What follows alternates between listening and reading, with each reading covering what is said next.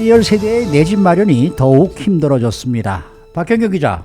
네, 안녕하십니까. 이 남가주 주택 가격이 상승해서 최고가 기록을 세웠다는 소식은 이미 여러 차례 전해드렸었는데요.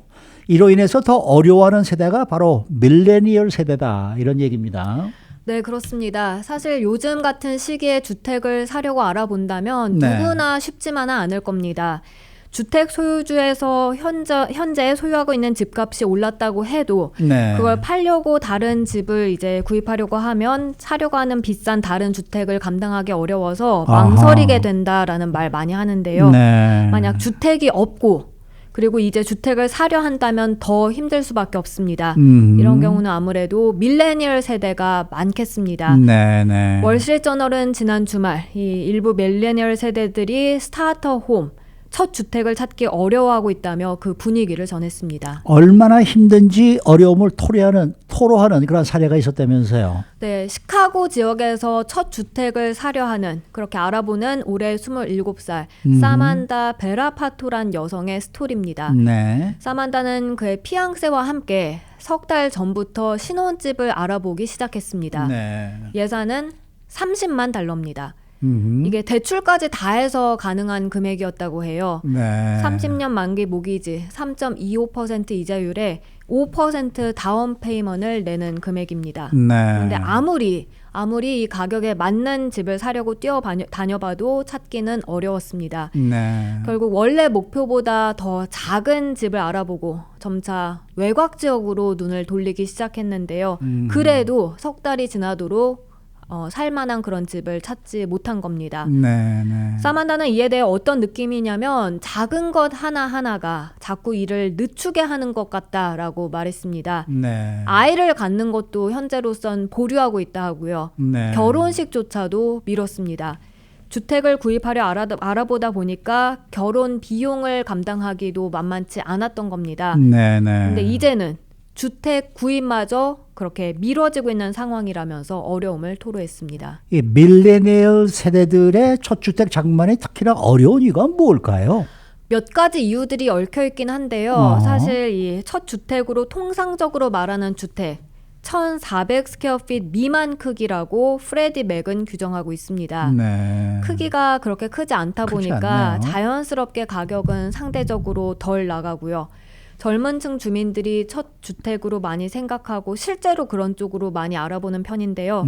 그렇게 작은 집을 마련한 뒤에 이걸 시작으로 자산을 불리는 경우가 사실 많지 않습니까? 점점 그렇게 되죠. 네, 근데 최근에는 이런 작은 규모의 이른바 엔트리 레벨 하우징을 찾아보기 힘들게 됐습니다. 하하. 매물 자체가 적기 때문입니다. 네. 공급이 얼마나 부족한지 그거에 대해서 프레디 맥은 1,400스퀘어핏 미만 넓이의 엔트리 레벨 하우징 공급이 작년에 50년 만에 최저 수준이었다고 말했습니다. 아니 근데 그렇게 작은 주택 공급이 50년 만에 최저치라는 건 왜 그럴까요?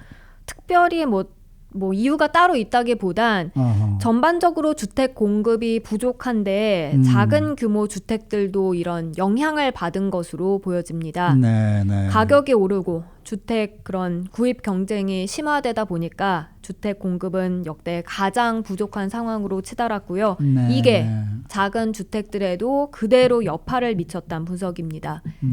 지난 4월 대표적인 주택 가격 지수인 케이스 실러 지수는 전년 대비 14.6%가 급등했습니다. 네. 1987년 이 지수가 도입된 이후 최대 상승폭을 기록한 겁니다. 그렇게 상당히 많은 지역들의 규모가 작고 가격이 저렴한 주택이 충분치 않게 됐고요. 안 그래도 지금 팬데믹과 또 차후에 닥칠 수 있는 불경기 전망, 그리고 학생들의 학자금 등 빚 위기, 이런 것들로 인해서 젊은 층들은 가족 구성하는 걸 늦추고 있다는 그런 설명인데요. 월스트리트저널은 여기에 부동산마저 젊은 층 주택 구입자들을 더 지치고 절망토록 만들고 있다고 보도했습니다. 실제로 주택을 처음 구매하는 그 연령대가 점점 낮아진다고요? 높아진다고요? 높아지고 있다. 있습니다. 네, 점점 그러니까 늦게 집을 늦게 사는 장만하는 거다. 거죠. 10년 전이 2010년만 하더라도 네. 평균적으로 주택 구입하는 연령이 30살이었습니다. 근데 작년엔 33살로 3년이 더 늦춰졌습니다. 더 큰 문제는 젊은 층의 내 집 마련 지원이 향후 자산 형성에까지 영향을 미친다는 점인데요. 네. 앞서 처음에는 작은 집 사서 그걸로 이제 자산을 불린다고 전해드렸는데 띵크탱크인 얼바인 인스티튜트의 분석 결과 25살에서 34살이 처음으로 주택을 소유하게 됐을 때 60대 초반이 되면 중간 주택 자산이 15만 달러라고 해요. 그거밖에 안 되나요? 네. 그런데 35살에서 44살 사이에 집을 마련한 경우는 이보다 7만 2천 달러 더 적어진다고 합니다. 네, 네. 그러니까 60대 접어들었을 때 그 예상 자산이 2배 정도 차이가 벌어지는 셈입니다. 네. 그래서 언제 집을 샀느냐에 따라서 나이가 들면 들수록 자산 격차가 벌어질 수밖에 없다는 뜻인데 현재 밀레니얼 세대로선 미래에 대한 그런 불안감이 커질 수밖에 없는 그런 대목입니다. 그러니까 결국 내 집 마련에 실패한 젊은 층들이 결혼과 출산을 후순위로 밀어버리게 된다. 이제 결론이 나오겠네요. 네, 사실 지금 보면 부모님과 함께 사는 부모님 댁에 얹혀 사는 캥거루족들도 캥거루족? 아직도 많이 있는 많죠. 편입니다. 네네. 올해 35살 매슈 리바 씨는 뉴욕주 롱 아일랜드에 부모님 집에 함께 얹혀 산다고 하는데요. 결혼도 했습니다. 그래서 배우자와 함께 지금 부모님 집에 들어가 살고 있습니다. 네. 50만 달러 자금을 마련했는데도 그런데도 불구하고 이런 젊은 커플이 살 만한 적당한 가격의 작은 주택은 없다는 지적이었습니다. 그래서 우리가 가진 모든 돈 쏟아 부어도 집 구입하는 게 뭐 거의 불가능하다 이렇게 말을 하고 있는데요. 네. 그래서 이런 현실이 점점 더 원망스럽다고 했고요. 네. 예전에 한국에서 삼포세대란 말이 삼포세대 나왔었잖아요. 있었죠. 결혼, 네. 출산, 연애 다 포기한다. 근데 미국에서도 지금 보면 이런 분위기가 거의 비슷하게 형성되고 있습니다. 이런 가운데 캐나다 밴쿠버에서는 마이크로 원룸 광고가 화제가 되고 있습니다. 네, 이 사진 보신 분들도 계실 듯 한데요. 어허. 굉장히 작은 그런 원룸입니다.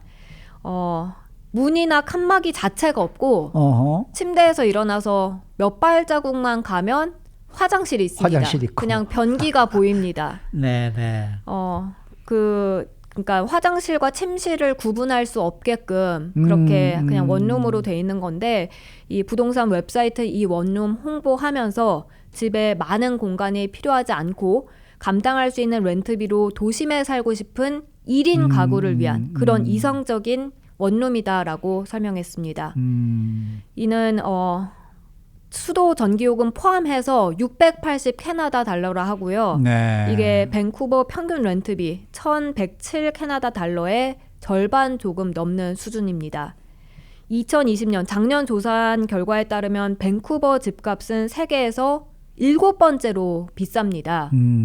LA나 뉴욕, 프랑스 파리보다도 오히려 비싼 집값을 보이고 있습니다. 네. 그리고 도시개혁연구소가 올해 진행한 연구에선 밴쿠버가 100대 주요 도시 중 집값이 가장 비싼 도시 2위로 올라섰는데요. 1위는 홍콩이었고 2위가 이 밴쿠버 그리고 3위는 시드니입니다.